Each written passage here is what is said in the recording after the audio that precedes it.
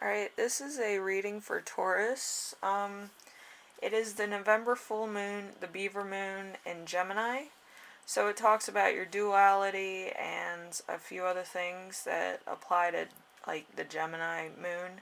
So let's get started with one side of your dual nature is the King of Swords. The King of Swords is head over heart, discipline, truth, the power of life and death. The king mitigates the access to the queen.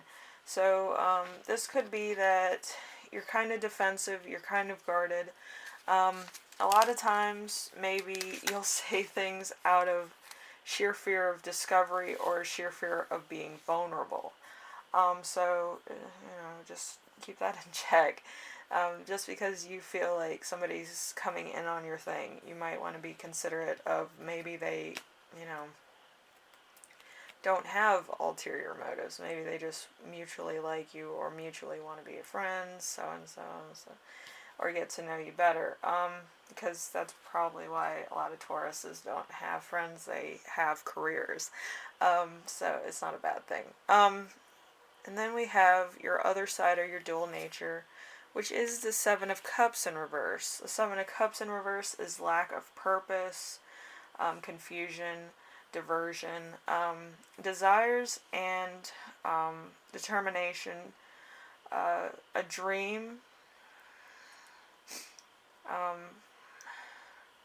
a dream that's obtainable, willpower, and resolution of a conflict.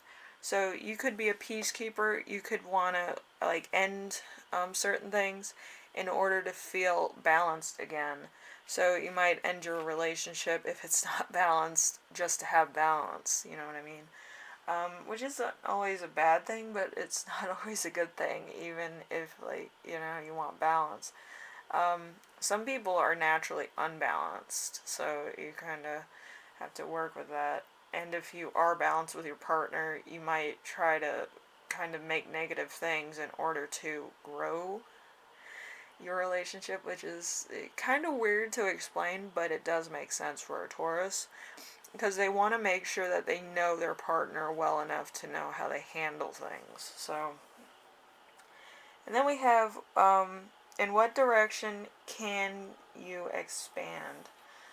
We have lovers, which is kind of fitting.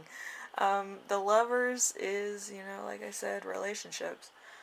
So partnerships, duality, union, um, alchemy and harmony, um, setbacks overcome, confidence in the future, blindness in the future, and as certain, uh, maybe a few trials and tribulations.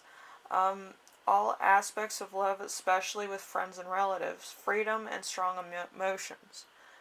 So perhaps this could actually make you grow as a person, also, this reading, and actually focus more on your relationships and how you handle them. Um, Usually, if you have the King of Swords and you have the Seven of Cups, usually you're trying to keep both of these in balance. And maybe you don't want that for your relationships. Maybe you want them to be more spontaneous, where it's like emotions kind of play an important role, where you guys want to talk or you guys want to collaborate, but you kind of have to compromise with your partner and you want to try it. Um, so, without trying to mix the scales up or try to balance something out, maybe you do want to try the spontaneous, thing. Where it's not always, you have to be in control. You want sometimes the other person to take control or just put it on autopilot. So then it happens organically. Sometimes maybe you don't want to throw too many monkey wrenches into the thing. So, without going too much into detail about Taurus's relationships, I would say you kind of have to hear somebody out instead of always having either blind faith or being stubborn. Um, so you can see all directions. You know what I mean? it could be a little bit hard to overcome, but it's worth a try. Um, what opportunity is in store for you?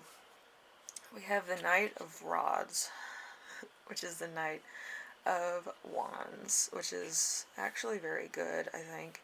Um, so it's action, adventure, fearlessness, a journey into the unknown, an important message to be delivered, a general change of location, running away or escaping a bad situation, a mysterious character. So, it could be somebody that's actually out of your usual um, dating realm. It might be somebody who's very mysterious, who always keeps you guessing, but is also a pretty pleasant surprise. Like, they just come out of the gate being a surprise. They don't even know how they do it. But you're kind of like intrigued. You kind of want to try that out. And you might as well try it. Because it's going to be more of a spontaneous relationship. It might be what you need at the current moment. Maybe it's been a little bit dull. Maybe it's been the same old, same old. And you're just looking for somebody who's out of the cycle of just, hey, I'm going to date somebody for the sake of dating somebody, you know. So you might want to try that. Because the Knight of Wands is like Leo, Sag, or a Aries. So you might want to try. I think Aries and Taurus get along pretty well. So you might want to, get together with an Aries, perhaps. Anyway, Taurus, if you like this, leave a like. If you like what I'm doing on here, subscribe. And if you have any questions, comments, concerns, ideas for my next video, leave them in the comment section below, and I will read those. This is always interesting, but with Gemini, it always gives you the duality, and it being on a moon, it's like really pretty neat, because you actually see kind of where you're at, and you see your dual nature a lot. And since this is on November 30th, and I'm not going to be around for this, sorry. But yeah, you'll see the duality in your own nature, and you might be able to solve your own problems. So that's why it's really cool. Anyway, I hope this was insight enough for you, Taurus, and I hope this kind of gives you a little bit of guidance. And as always, I'll see you in the next video, alright? Bye now, honey.